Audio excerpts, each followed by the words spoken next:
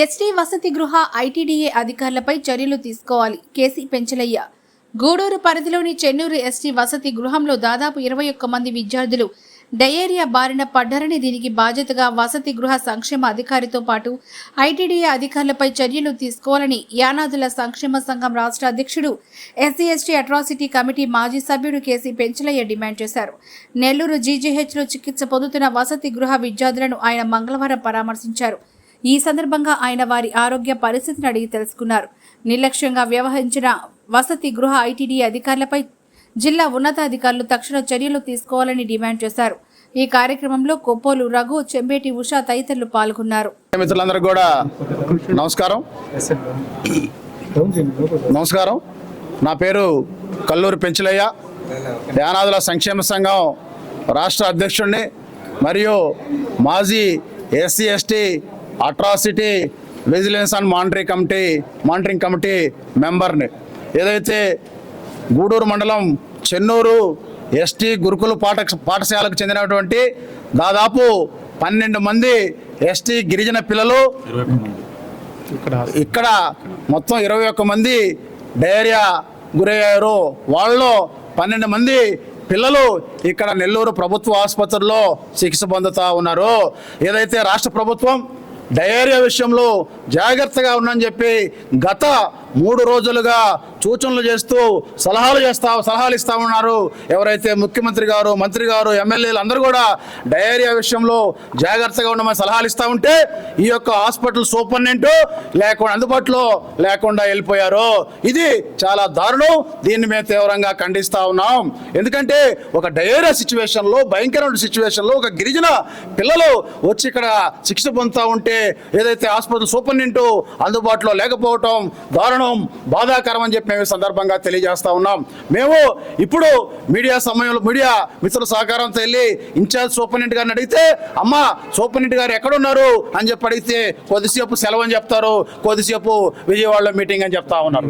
అందుకని మేము ఒకటే చెప్తా ఉన్నాం, ఇక్కడ పిల్లలకు సరిగా వైద్యం అందట్లేదు. అలాగే ఏదైతే ఆ యొక్క పిల్లలు ఉండేటువంటి వార్డులో ఉండేటువంటి బాత్రూముల దగ్గరికి పోవాలంటేనే భయంకరమైనటువంటి పరిస్థితులు నెలకొని ఉన్నాయి. మేమేమైతే ఈ సందర్భంగా హాస్పిటల్లో కొంతమందిని మేము పేషెంట్లు విచారిస్తే సూపరింటెండెంట్ 3 రోజులు ఇక్కడ ఉంటే 3 రోజులు తిరుపతిలో ఉంటా అంట. ఏదైతే ఇప్పుడు భయంకరమైనటువంటి డయేరియా సిచ్యువేషన్లో కూడా సూపరింటెండెంట్ గారు అందుబాటులో లేరంటే ఆయన ఏ విధంగా పేద ప్రజలకు వైద్య సేవలు అందిస్తున్నారో మనకందరూ కూడా అవగాహన అవుతా ఉంది. అందుకని మేము ఒకటే చెప్తా ఉన్నాం, అయ్యా ఇప్పటికైనా మీరు స్పందించండి. సూపరింటెండెంట్ గారు, మీరు పేద ప్రజలకి ఇక్కడ వచ్చే వాళ్ళంతా దళిత గిరిజన పేదలు, వాళ్ళందరికీ మీరు సరిగా వైద్యం అందించమని చెప్పి మేము కోరుతా ఉన్నాం. అట్లా కాకుండా నిర్లక్ష్యంగా వ్యవహరిస్తే ఖచ్చితంగా మంత్రి గారి దృష్టికి తీసుకెళ్తాం, అవసరమైతే ఎమ్మెల్యేల దృష్టికి తీసుకెళ్లి ఖచ్చితంగా మీ మీద యాక్షన్ తీసుకునేలాగా చేస్తామని చెప్పి సందర్భంగా తెలియజేస్తా ఉన్నాం. అలాగే ఇంకోటి కూడా చెప్తా ఉన్నాం, ఏదైతే గూడూరు ఎస్టీ గురుకుల పాఠశాలలో 21 మంది డయేరియా బారిన పడటానికి కారణం అక్కడ ఉండేటువంటి ప్రిన్సిపాల్, అక్కడ ఉండేటువంటి సిబ్బంది అంతా కూడా ఏదైతే ఎండాకాలం సెలవుల్లో పుచ్చిపోయినటువంటి కందిపప్పు సరుకులు ఇవ్వటం వల్లే దాదాపు 21 మంది పిల్లలు డయేరియా గురయ్యారు. మరి 21 మంది పిల్లలు డయేరియా గురి అయితే కనీసం ఐటీడీఏ అధికారుల దగ్గర నుంచి కనీస స్పందన లేదు. ఇక్కడ పేషెంట్లు ఉన్నారు, పిల్లలు ఉన్నారు, పిల్లలతో పాటు వాళ్ళ అటెండర్లు ఉంటే కనీసం ఐటీడీ అధికారులు వాళ్ళని పట్టించుకోకుండా గాలికి వదిలేశారని చెప్పి నేను ఈ సందర్భంగా తెలియజేస్తా ఉన్నాను. అలాగే ఐటీడీఏ పీఓ గారు ఉన్నారు. ఐటీడీఏ పీఓ గారు మామూళ్ళ మత్తులో గిరిజనుల యొక్క రక్షణని, గిరిజన పిల్లల యొక్క విద్యని, వాళ్ళ యొక్క రక్షణని గాలికి వదిలేశారు. మామూళ్ళ మత్తులో ప్రిన్సిపాల్ దగ్గర మామూలు తీసుకుంటూ వాళ్ళు ఏం ఫుడ్ పెట్టినా అడగరు, వాళ్ళు స్కూల్కి రాకపోయినా అడగరు. అందుకని మేము ఖచ్చితంగా ఒకటే చెప్తా ఉన్నాం, ఏదైతే 21 మంది గిరిజన పిల్లలు ఆసుపత్రి పాలవటానికి కారణమైనటువంటి ఐటీడీఏ పీఓను వెంటనే సస్పెండ్ చేయాలో, అలాగే ఆ యొక్క గురుకుల పాఠశాల ప్రిన్సిపాల్ కూడా వెంటనే సస్పెండ్ చేయాలని చెప్పి మేము సందర్భంగా తెలియజేస్తా ఉన్నాం. వీళ్ళు ఏం చేస్తా ఉన్నారు, ఏదైతే ఐటీడీఏ పీఓ అక్కడ ఉండేటువంటి ప్రిన్సిపాల్ కలెక్టర్ గారిని కూడా తప్పుదోవ పట్టిస్తా ఉన్నారు.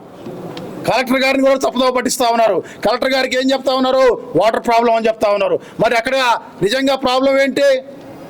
ఏదైతే ఎండాకాలం సెలవుల్లో పుచ్చిపోయినటువంటి సరుకులు పనికి ఏదైతే అవుట్డేటెడ్ సరుకులు ఇచ్చి పిల్లల అనారోగ్యానికి కారణం అయ్యారని చెప్పి మేము సందర్భంగా తెలియజేస్తూ ఒకటే తెలియజేస్తా ఉన్నాం.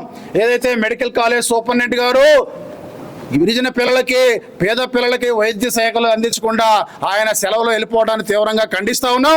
ప్రభుత్వము డయేరియా పట్ల నిత్యం అలర్ట్ చేస్తూ జాగ్రత్తలు తీసుకోమని చెప్తా ఉంటే ఈ సూపరింటెండెంట్ గారు సెలవు పెట్టి ఎట్లా వెళ్ళిపోతారు? అది మేము చూసాం, బాత్రూములు చూస్తే దారుణంగా ఉన్నాయి.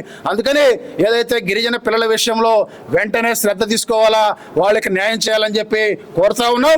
అలాగే గిరిజన పిల్లల విషయంలో నిర్లక్ష్యంగా వ్యవహరించినటువంటి ఐటీడీఏ పిఓ ఏదైతే చెన్నూరు ప్రిన్సిపాల్ మీద కూడా చర్యలు తీసుకోవాలని చెప్పి మేము కోరుతా ఉన్నాం.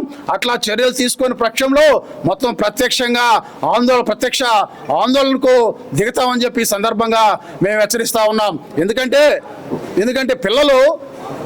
పిల్లలకి బాగలిగినటువంటి సమాచారాన్ని కూడా పేషెంట్లకి పేషెంట్ల యొక్క తల్లిదండ్రులకి సకాలంలో ఇవ్వట్లే. మరి ఏం చేస్తా ఉన్నారు అధికారులు అని చెప్పి ఈ సందర్భంగా ప్రశ్నిస్తూ ఉన్నాం. అందుకని ఖచ్చితంగా వీళ్ళిద్దరి మీద యాక్షన్ తీసుకోవాలి. తీసుకునే పక్షంలో ఏదైతే వైద్య శాఖ మంత్రి గారి దృష్టికి కూడా ఈ విషయాన్ని తీసుకెళ్తామని చెప్పి ఈ సందర్భంగా స్పష్టం చేస్తాం.